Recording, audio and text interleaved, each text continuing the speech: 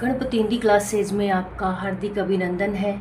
आज आप जो अध्ययन करने जा रहे हैं वो सूरदास पार्ट 2 यानी सूरदास का जो पार्ट है उसी के आगे के हम काव्यांश का अध्ययन करेंगे।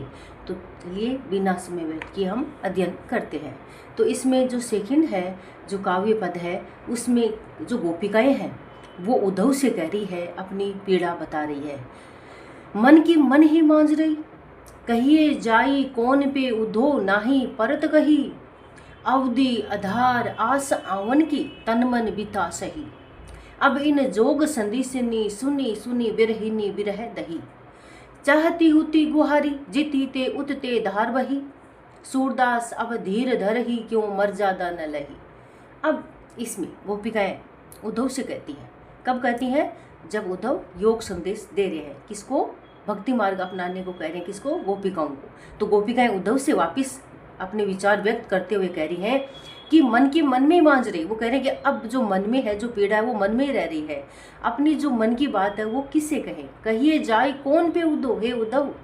अब किससे जाके कहें? क्योंकि अब उनकी कोई सुनवाई करने वाला ही नहीं है। क्योंकि उनकी सुनवाई करने वाले थे श्री कृष्ण, जो अब उनकी सुनते नहीं है। अवधि आधार आसावन की तन मन बिथा सही। अब गोपिकाएं कह रही हैं कि उनके जो श्री कृष्णा के आने की एक आशा थी और उस आशा के माध्यम से ही वो तन मन की जो भी विथा, जो पीड़ा थी, सहन कर रही थी। किस आस में?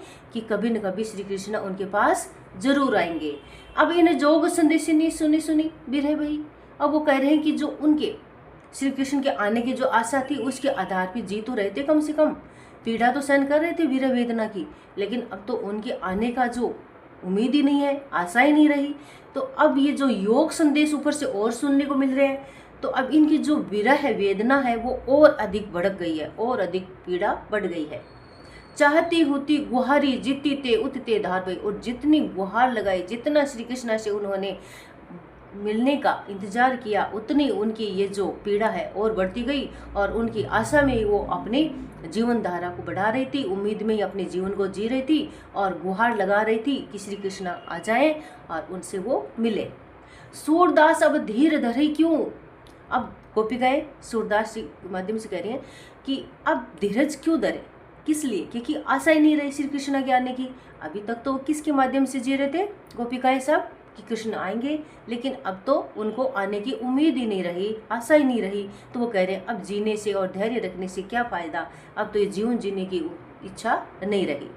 तो ये बहुत ही, यानी ये इसमें उलाहना भरे पीड़ा में, विरह वेदना में तड़पती हुई जो गोपिकाएं हैं वो अपनी मन की बात को कह रही हैं। किससे? उद्धव से। तो आपको अच्छे से समझ में आया होगा। अब आगे हम जो नेक्स्ट है वो है, इसमें जो अध्ययन करेंगे वो किसमें, नेक्स्ट वीडियो में अपलोड करेंगे।